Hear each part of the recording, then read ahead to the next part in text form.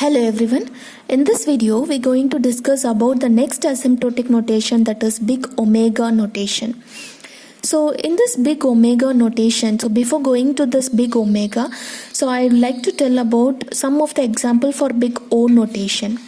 So here one example has been given with a constant value. So that is 2 power 100 is O of 1, which means this is actually the constant. So we don't have any n terms or any exponential term or any logarithmic term. So we can define the closest function of this particular f of n is 1. That is nothing but constant time. Right. So here what could be the C value? So we need to check the condition whether it gets satisfied or not. So here this is the f of n and this one is g of n. So 2 power 100 is less than or equal to C value should be 2 power 100 so that it will satisfy this condition. For n value is greater than or equal to 1. Right. In that way we can able to generate the n value also. And one more example. So 5 divided by n is O of 1 by n. So n comes in the fractional part. So 1 by n is the next function which is tightly close to this f of n. So this could be g of n and this could be f of n. So 5 by n is so we need to find whether this condition gets satisfied or not. So 5 divided by n is less than or equal to. So what could be the C value you have to assign? If you assign it as 5, then obviously this condition gets satisfied, and for n value is greater than or equal to 1. So this is how we can be able to assign the C value and we can generate the n value by satisfying all these conditions in big O notation. So next we can move on to big omega notation. So what is this big omega notation? It is just somewhat similar to big O notation, but the difference is here in the graphical structure. So we can able to understand one function, that is f of n, and one more function g of n has been assigned. It lies below this f of n. So f of n is the upper bound of g of n. It is also the function which is generated very close to this f of n function, but it lies below f of n, and some constant value also be included with this function c into g of n. So here x-axis denotes the number of input size and y-axis denotes the running time of this algorithm, and this n0, which is nothing but some common value between these two curve, and this common value, that is this n value, must be greater than or equal to this n0. So here f of n is omega of, this is the symbol which we are using for this big omega notation, omega of g of n. So what is the condition to be satisfied? F of n must be greater than or equal to C into g of n. So that is the condition we need to satisfy. So where C value and n0 value, C value is nothing but the real constant value and it must be greater than 0. n0 value is nothing but an integer constant value and it must be greater than or equal to 1. Right? So this is how these are the two conditions that we need to check in order to assign the C value and also to generate the n value.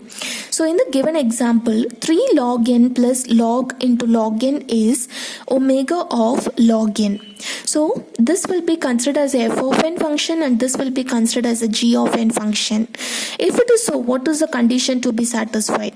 3 log n plus log into log n is greater than or equal to 3 log n. So here what is the C value we are just assigning, which is nothing but 3. So only if you assign the 3 to C value, then only it will satisfy this condition. For n value and from that we can generate the n value must be greater than or equal to 2. So if you apply this n value here, 3 into log 2 value is 1 and log of log 2 value is 1, greater than or equal to 3 into log 2 value is 1. So 3 plus log 1 is 0, which is greater than or equal to 3. Yes, the condition gets satisfied.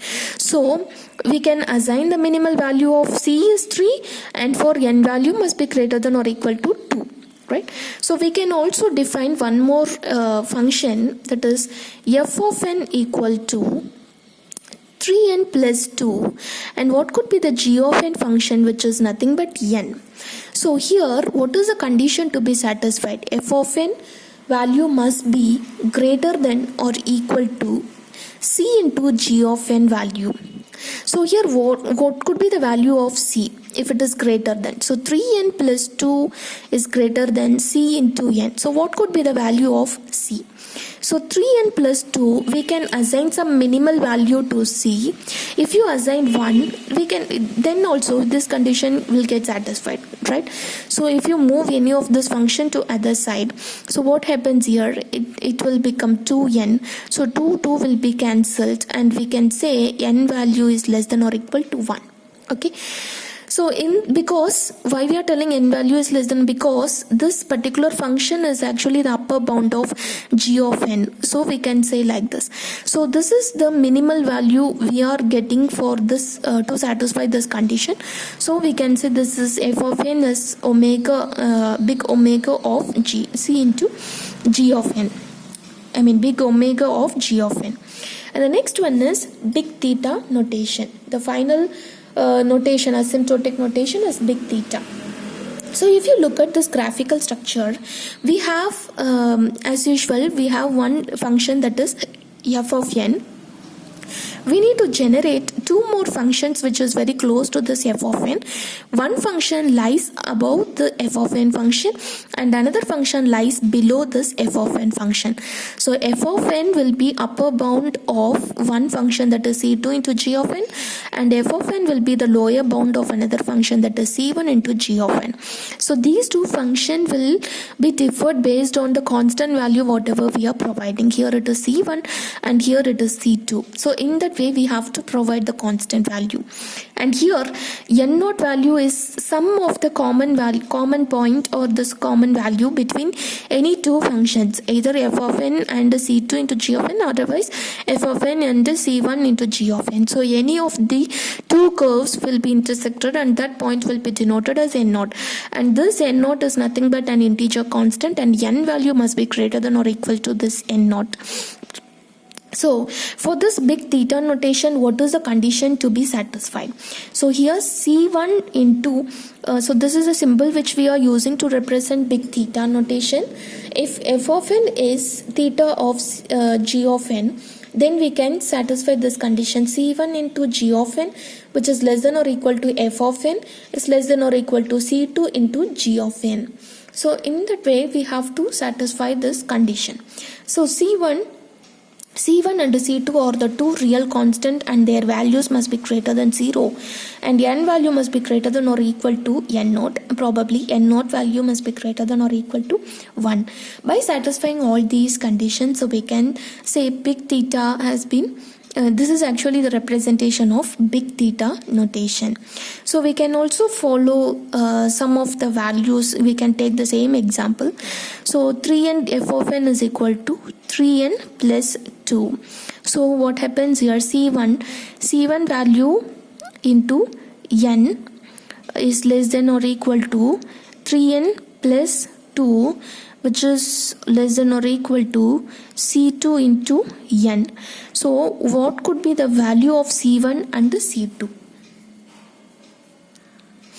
C1 value should be 1, which is less than or equal to 3n plus 2, and less than or equal to C2 value should be 5, so that it will satisfy this condition.